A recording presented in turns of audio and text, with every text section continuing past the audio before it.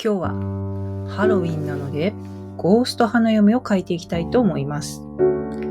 ゴースト花嫁は私の中ではですね、映画キャリーのイメージなんですよね。キャリーってご存知ですか？